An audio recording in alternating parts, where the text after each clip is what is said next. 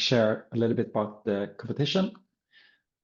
We had all in all 16 registered contestants, and 12 of them sent in statistics for updates, and 11 of the ones who sent in statistics from their LinkedIn posts, 11 were legible. All in all, 10 projects were represented. You can see here the lineup of projects. We have StarsTap, Salton, PhageX had 2 contestants, but we're not counting the projects, we're counting the contestants. That's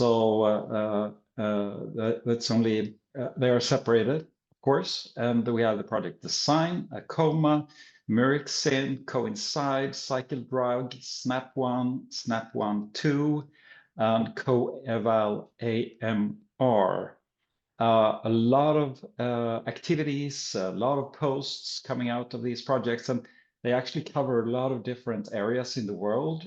We had several from Africa, a few in, most of them were in Europe, but covering a lot of different areas and different dimensions of the AMR challenge as well. So super excited to see all the different posts, the innovation that came in. There were videos and images and everything that you actually put together with great creativity. You were inspiring, I think, for us who was working with communications and for JPIAMR in the whole. Together, you created almost 70,000 impressions on LinkedIn. 70,000 impressions LinkedIn created together. So you're not only created a lot of impressions for your posts, but you created many impressions and communicated AMR research projects. So together you shared a lot of information during a limited time about AMR research projects. So we're super happy about that. And I think for all the projects, we want to say a big thank you for that. It was very exciting to see everything that you put together. So with that said, we have a few runner-ups. Since we're looking at the statistics, we are seeing 3 that we will present a little bit more. We have StarsTap, we have Cycle Drug, and PhageX. But we would like you to present each project. So beginning with StarsTap, we invite you to take over and show your project presentation. Okay, so I will share my screen. So hi everyone, I'm Elisabeth. I'm a second year PhD student here in France. And I start my project thanks to the JPIAMR financement in 2022, and it will end in 2025. I work on the StarsTap project, so I will use the TAP to fight against resistance strains in situ. So basically, how the TAP system works. A TAP is a plasmid, just circular DNA that carrying different cassette genes. For example, resistance cassettes to allow us to select them. It can be a fluorescence gene. It also carrying an origin of replication and an origin of transfer. But most importantly, CRISPR-Cas9 system. So we can choose to use Cas9 or dead Cas9 system if you want to kill or resensitive the strains to antibiotics, for example. And it also carries guide RNA to guide specifically the Cas9 protein to sequence or a strain without affecting the other strains. So how it works, because the TAP it's a mobilizable plasmid, it can't transfer itself. So we need to use an helper plasmid, like the F plasmid, for example. It will code for the transfer machinery, and thanks to conjugation, the helper system will be transferred to a recipient, and by the same time, the TAP will be transferred. If, for example, we want to target resistance gene, if the recipient is resistant, the CRISPR-Cas9 system will recognize exactly the resistance gene because we put it in the TAP, and the CRISPR system will be active and cut the DNA on the resistance gene sequence, so it will kill the bacteria. But if the TAP is a transfer in a bacteria that isn't resistant, the CRISPR-Cas9 system will not recognize its target, so the bacteria will not be killed and it's still alive. The main advantage of this strategy is we use mobilizable plasmids, so it's easy to edit. And we can target specifically the resistance bacteria without affecting the other one. So to show you how it works, we validate this system in vitro firstly. If we mix different recipients' strain, we are able to target one of them or three of them without affecting the other one. So what you see here is the amount of bacteria that acquire the TAP. It's a non-specific one. That means that it will not kill any bacteria. And now, if we want to kill only the Citrobacter aurantium in blue, just this one will be affected by this TAP, but not the other one. And for other example, if we want to kill the red one, just the red one will be killed. Same for the gray one. And if we want to target gray, blue, and red, but not the orange one, the orange one will not be killed. So it works really well in vitro. And the main objective of this project is to use this system in situ. So we have different collaboration in Europe. For example, in Belgium, with Pauline, we want to target E. coli ST131 that wearing a resistance gene for cefotaxime. And she will test the TAT system in a hospital wastewater. In France, we have two partners that will test in mouse gut to target a pathogen like Citrobacter aurantium or also resistance E. coli. We are also able to target coli AESC, which is involved in Crohn's disease. And my part of the project is to test it in the rhizosphere to target Pseudomonas or E. coli or Klebsiella pneumoniae that wearing different resistance genes. And we also have a part for the modelization to predict transfer efficiency and killing efficiency. A specificity of this project is to use EBTP114 helper because F plasmid is really bad to transfer in situ. And thanks to the team of Sébastien Rodrigue in US Sherbrooke, they test different plasmid in solid conjugation, liquid conjugation, and in mouse gut. And same if this TP114 is really bad in vitro, it's the best one in situ. So we will use this one. And they modify it to improve its transfer in solid and liquid conjugation. So it's EBTP114 that I will use in this project. So that's it. If you have questions, you can take a screenshot to ask us by email if you want. Thank you. Thank you so much for this, Elizabeth. Excellent. Stars Tap, one of the contestants. Now we ask Cycle Drug to take on the floor, Hans Carolus. All right. So hi, I'm Hans Carolus from KU Leuven in Belgium, and I will present the Cycle Drug project that is a collaboration between KU Leuven, University of Tel Aviv, and IRB BSc in Barcelona. And what we investigate is to use an evolutionary phenomenon we call collateral sensitivity to actually prevent and fight antifungal drug resistance. So to start with, fungi are neglected pathogens. So 1.6 million people die each year of invasive fungal infections. And that is more than people dying from other well-known and well-studied diseases like malaria, tuberculosis, HIV.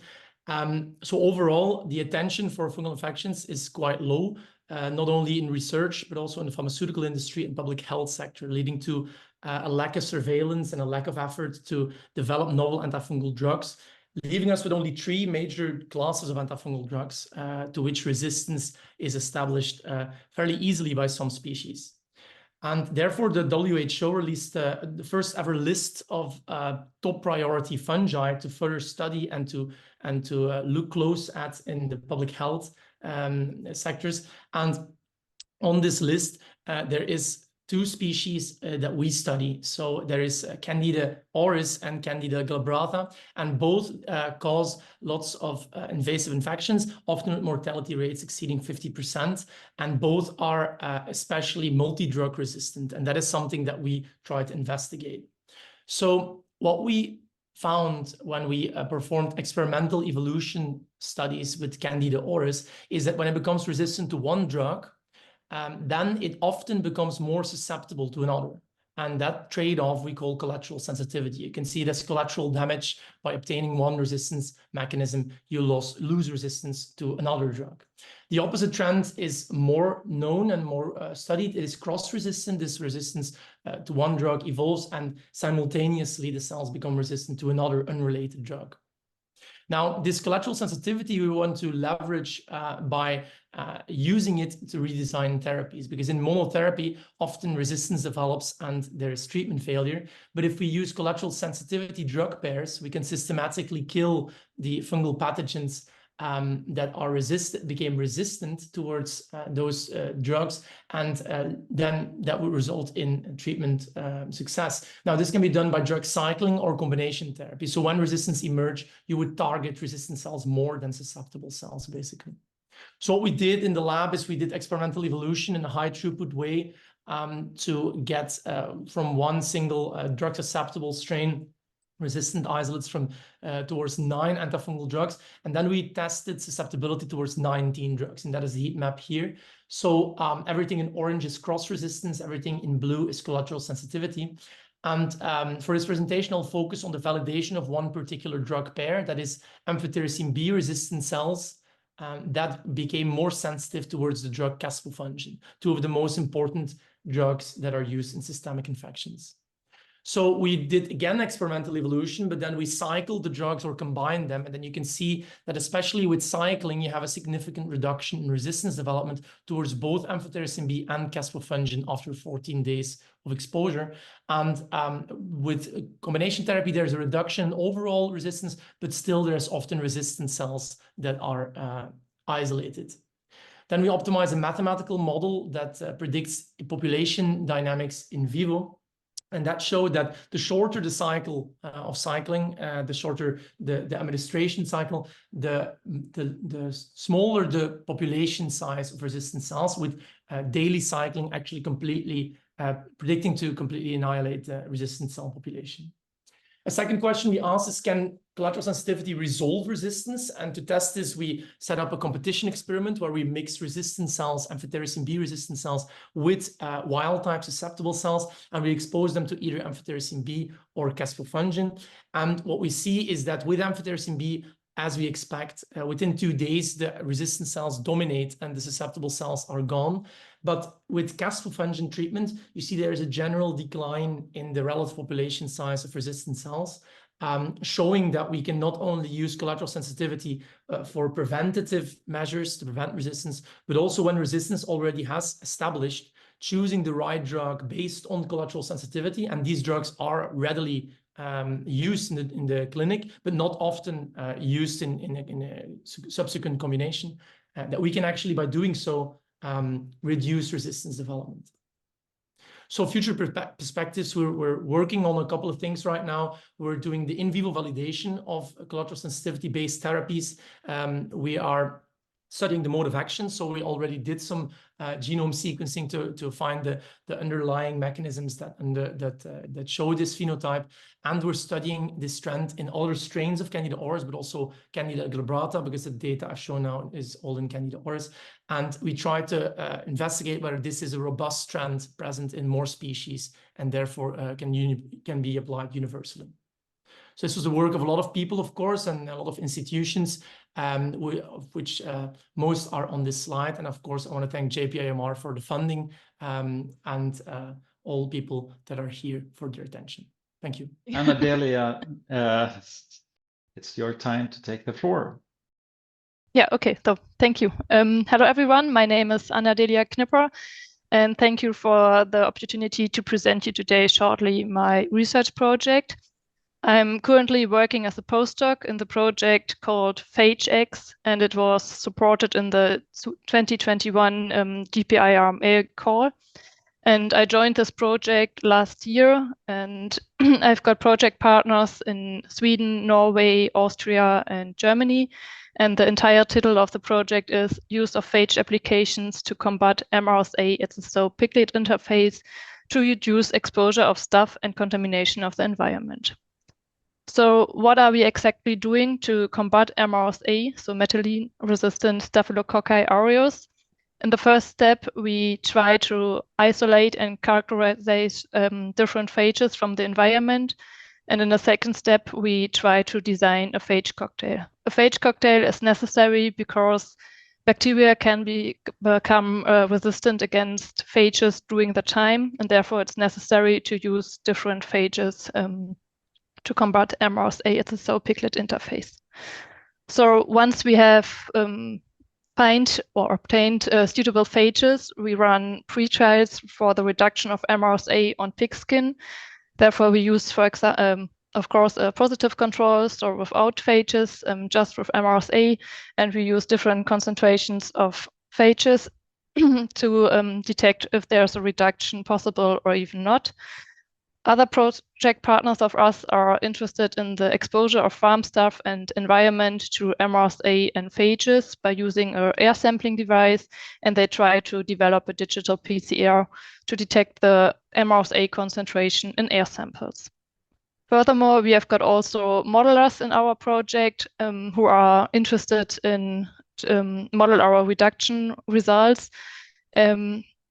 Yeah, so if you have any further questions about the modeling part, please ask Alfredo. He was also part of the content. Yeah, so because I'm not really familiar with this part. And I would like to focus a bit more on the isolation and characterization of phages.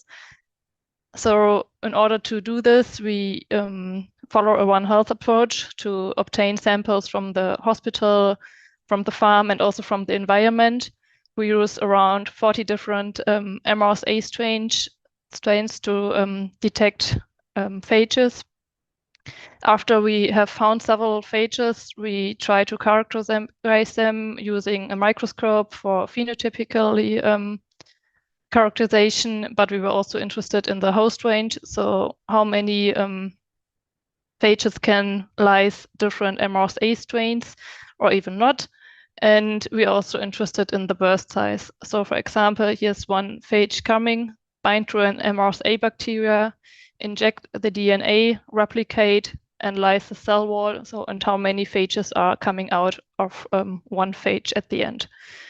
But it's also important for a phage cocktail to further characterize the phages because therefore we use whole genome sequencing to have phylogenetic trees, because when you're using a phage cocktail, it's important that they have got a different genome so that the phage bind to different receptors of the bacterium. So once the bacterium is resistant against one phage, it might be also the case that it's resistant against a similar genomic phage, but it's also able to bind the same receptor. So that's important so that you have got different receptors to be attracted.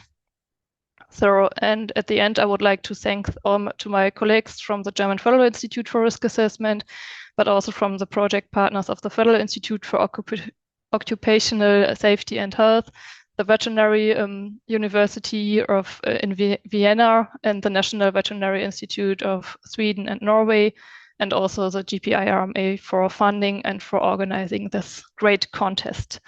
So thank you for your attention. And if you have any further questions, yeah, just send me an email or text me via LinkedIn. So you're welcome. Thank you for your attention.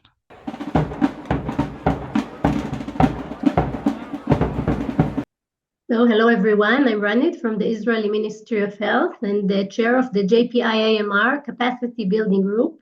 I want to, first of all, to thank all the participants that joined this contest, and thank you for the great presentations for the winners. And now, without further ado, the moment you've all been waiting for, I will announce the order of the winners.